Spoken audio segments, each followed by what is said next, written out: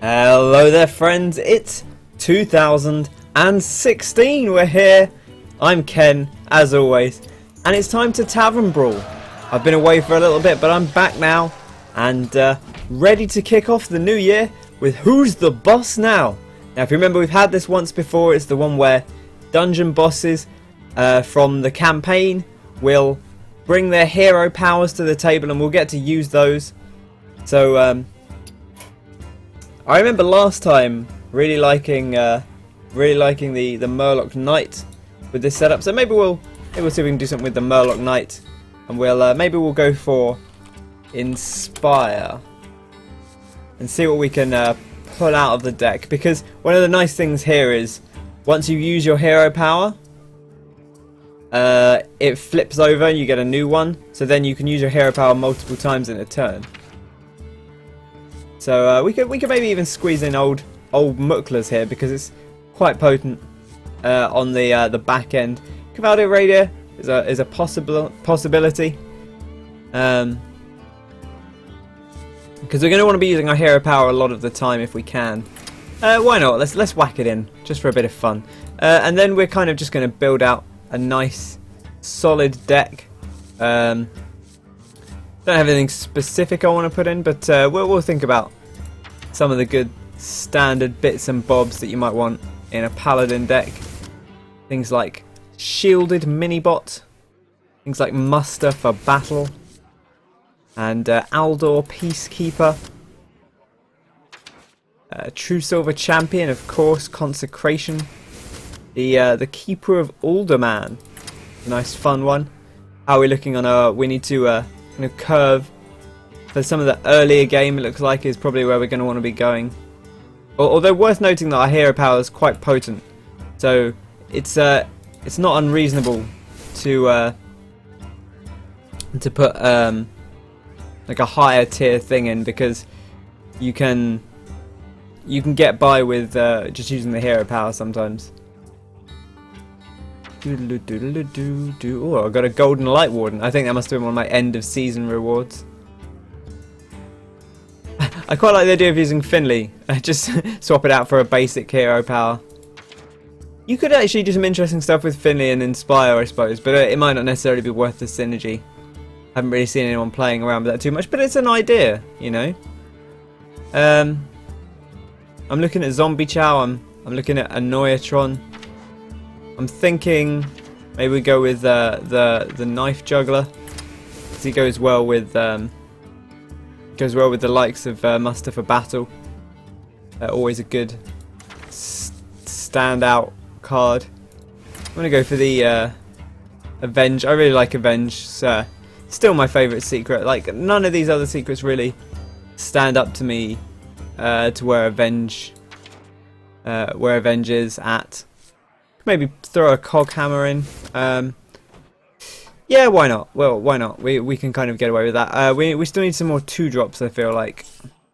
Argent Protector's okay. But anything else that we fancy going into the early game? Haunted Creeper's always a good solid card. Mad Scientist is okay, but we're only going to run... If we're only going to run 2 secrets, it's not quite as good. The Jeweled Scarab's quite a nice card to have. There's certainly value to that.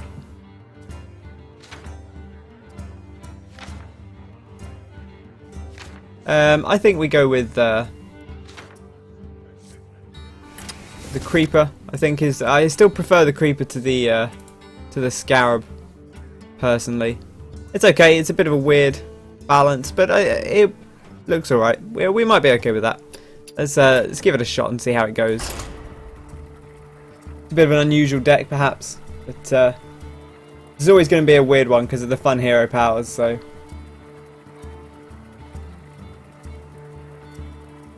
I hope you're doing very well. Hope you had a happy New Year celebration, if you were doing anything, or whether you weren't doing much at all. I hope you had a good last few days, a nice week, whatever you were up to. Yeah, it's been fun. I've been down on the south coast of England. Very relaxing, really. Been playing a lot of Bloodborne. Went back and did a lot of Chalice Dungeon stuff because I was down there. You know, couldn't really. We have internet down there, but it's It's not quite as high capacity as what I have in my normal house. So definitely, we can keep the Peacekeeper. I don't like it as much. Oh, sorry, the internet isn't quite as good for playing online. I did a bit of playing online, a bit of Rocket League, and a little bit of Battlefront. Battlefront was a little bit touch and go. Rocket League seemed to work okay most of the time, as did Battlefront, but like occasionally they'd lag a touch. Got a lovely new card back, the Thrall card back. So yeah, a lot of what I've been doing is playing Bloodborne Chalice dungeons. So here we've got the changed health of enemy minions to 1. Nice early one to start off with. But not super useful. It's not going to help us deal with this guy straight away. This guy's going to summon a load of 2/1s, which is kind of counter to our hero power. But looks like we could be perhaps shaping up for a consecration on turn 4.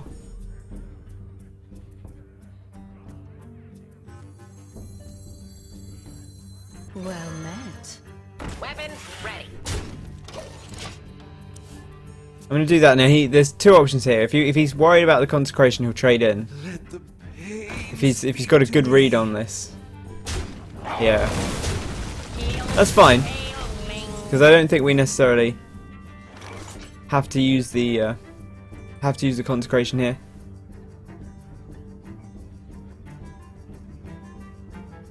What do I fancy? I think the Peacekeeper works well in terms of numbers here. It's an okay use of it. The Keeper of Woodman's is alright. Like you don't necessarily want to use him on. Like even if you use him on something like this, yes, they can't kill him, but still a little disappointing. We're going to want to get our hero power done, just because we'll end up with better hero powers that way.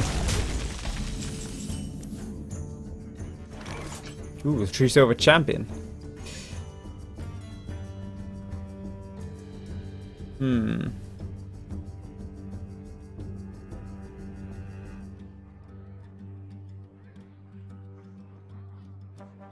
I think maybe we don't do much here. Let me think. What's 3-1? Yeah, sure. Why not? Let's get the whelps out. Gonna say we'll see what we end up with, but worked out pretty well for us in the end. But yeah, using a hero power a lot in this can actually end up being the most potent solution, I think. Yeah, I'm really enjoying the Bloodborne Chalice dungeons more than I thought I would when I started playing them. I was like, these are all very formulaic. They kind of lay them out very, you know, it's like 3 floors for each dungeon. Although I think there's been 1 or 2 that have a 4th floor, but each floor is just, hey, here's the thing at the front, here's a side area, here's another side area, but this what? Or here's a side area, then here's an area that leads to a lever. You pull the lever, that opens a door at the start of the area. Then maybe there's another side area, and then you fight the boss. And it's all fairly straightforward stuff. I kind of want to return that minion. Yeah, let's do it. We can get that tempo, and we can do some Murloc Knighty stuff. And hopefully they won't have a chance to deal with it this turn.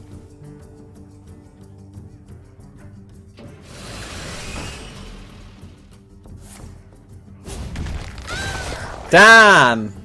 Oh, the me smash nailed it. A little disappointing, but there you go. These things happen. We're gonna get the 3-3. It might be the one to go for, but I think we want to kill this first and see where that leaves us. For justice. Because what pops out here might change our solution. But yeah, the dungeons are just a ton of fun to go through. I really enjoy them.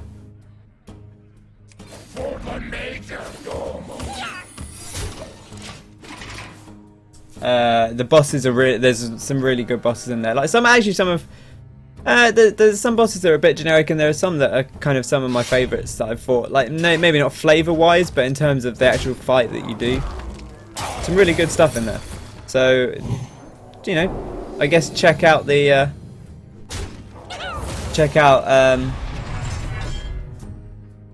Bloodborne's Chalice Dungeons if you've got Bloodborne and haven't. If you haven't got Bloodborne, maybe check out Bloodborne because that game's pretty effing fantastic. Got options here. I think Tyrion is the standout for me. The alternative would be to summon a load of guys, but the 2 ones will die to this thing anyway. Put your faith in the light. This is simple, but and it can kind of be dealt with because he can use the hero power, hit it. That cleans it up. Actually, I should have attacked with a weapon because if he kills Tyrion, then we'll get another weapon. I didn't really consider. I was thinking, oh, I don't have a weapon in hand. I forgot that Tyrion gives you his big old Ashbringer. A bit of missed damage there, possibly, if he decides to actually kill Tyrion, which I think he will. No, okay, not well. That's weird. That feels like I mean, that feels almost like a mistake, just because I can get the free trade in here. Sure, I mean, there's no reason to. For justice. Bam. Now the kind of potential downside here is I want to make stuff that's not going to die. To you know, I'll make these bone constructs because I don't think. My thanks. Oh, I can't do it when there's no hero. Like, these will die anyway, but I'm looking for a better hero power than what they've got. Like, maybe he'll do the slime stuff. Whatever. That's fine. Because we've got consecration, so slime's not the end of the world. I wish we had spell power though, that's the only thing. Oh, in fact, well, it doesn't matter because we've got this thing anyway.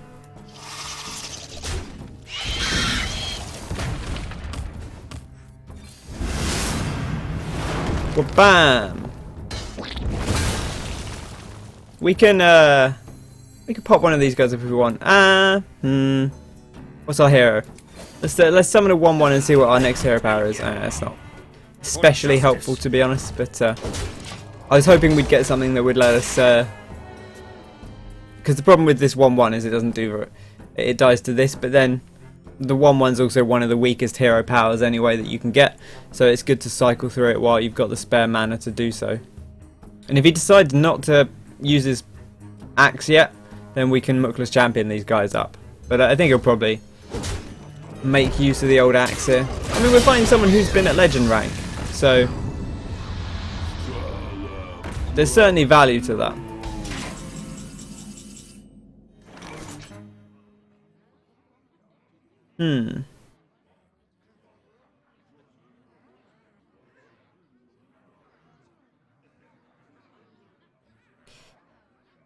Do I want to take the 7? Turn that guy into a 1/5.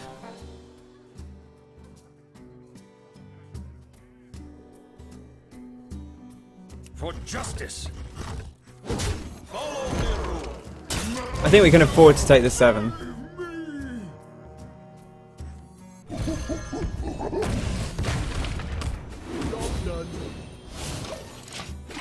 Strengthen our guy up a bit. And we've got the Crush, the Destroyer minion.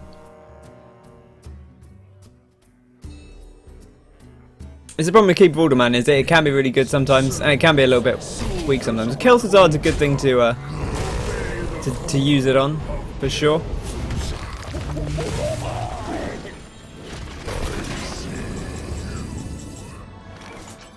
Okay, so we're going to want to Alderman, hit it, kill this with the Crush, I think. None may steal us. Last warning.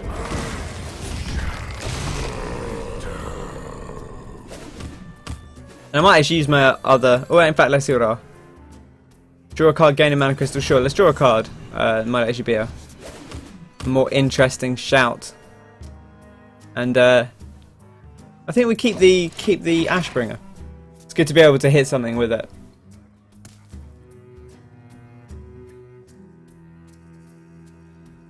Anything else I got up to over the holiday? I'm trying to think. I've been playing a little bit more Metal Gear Solid 5. I'm still slowly working my way through that. I really like that game. But there's just so much of it. And there's not like a lot of story. The story's not super expansive, so there's long stretches where they just kind of let you go off and do stuff, and especially if you're like me and you do a lot of side stuff. I got quiet up to Max Bond. Been using a bit of D-Dog as well.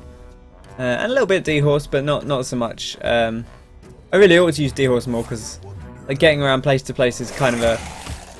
I love the way that they let you hop on horses and stuff, and... Oh, sorry, hop in helicopters and use your cardboard box and get around the world. But I have issues with some of the way that game handles... some of the way that game handles itself. Oh man, I really don't want to deal with... I should have put silence in here, shouldn't I? Do I take the risk on the destroying a random enemy minion?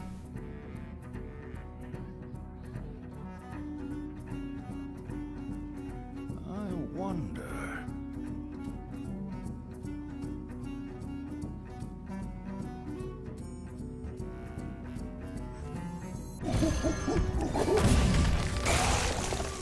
Okay. We're going to lose something here. But I think that's okay. Okay, getting rid of the faceless manip, that's good. Oh, nice.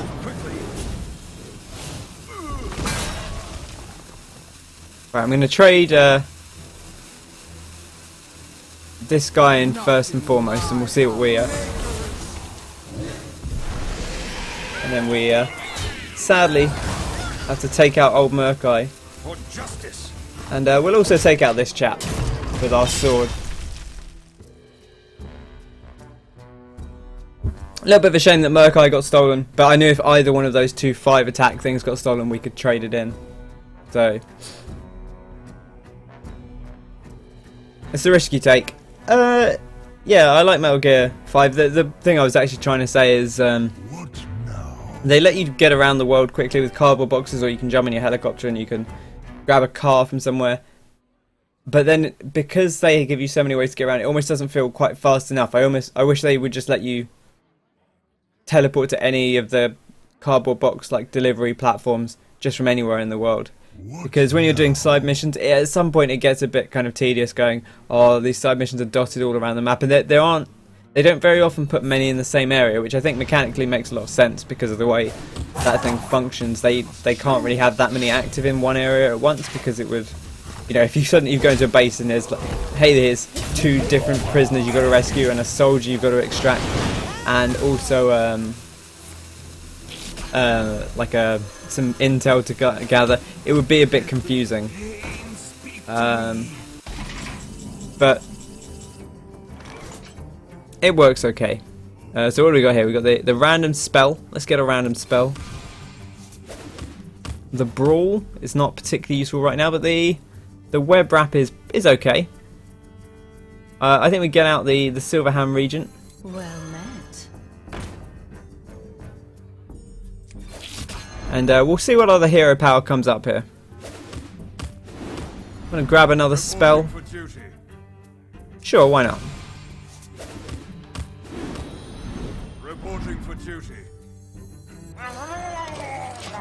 Got the old fiery war axe, trusty fiery war axe here.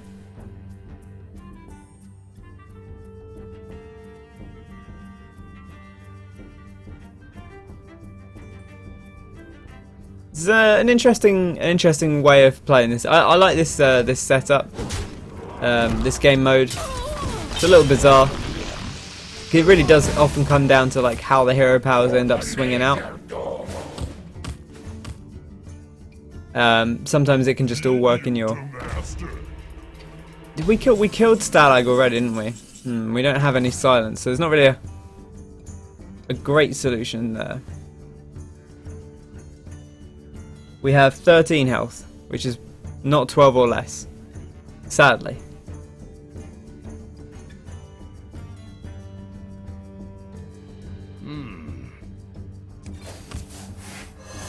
I'm going to see what our next hero power that comes up is. Don't want to return a minion. The thing is, I think we're going to need to brawl, so I kind of want to brawl now.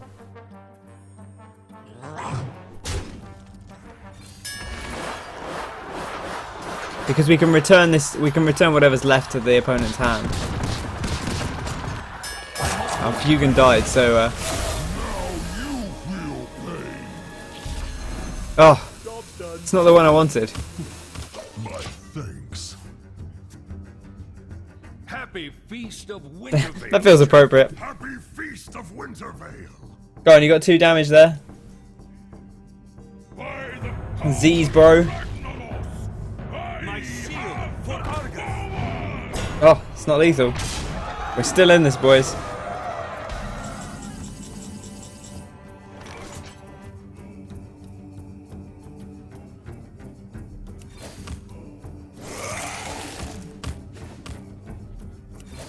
We got the Mortal Strike, which is not enough to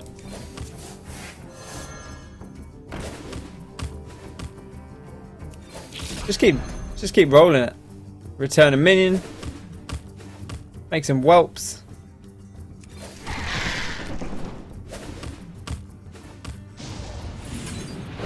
All right, Well played. well played, Zebro. You've defeated us today in this battle of wits. But yeah, that's the first video of 2016. Start as you mean to go on, with a loss. But having a good time anyway. I hope you've enjoyed this. If you have, be sure to bop that like button. Subscribe to the channel for plenty of videos coming in 2016. I've got plenty of things lined up there. I'm going to try and get some stuff out, partly on my blog and partly on here, so that's y2ken.blogspot.com is the blog link, and there'll maybe be a video or so on here as well for like a 2015 wrap-up Game of the Year style thing awards. So that should be fun, and yeah, here's to an incredible 2016 for all of you, and hopefully for the channel as well. So thanks for watching, and I'll catch you on the next one. Cheers, have a fantastic day and a fantastic year.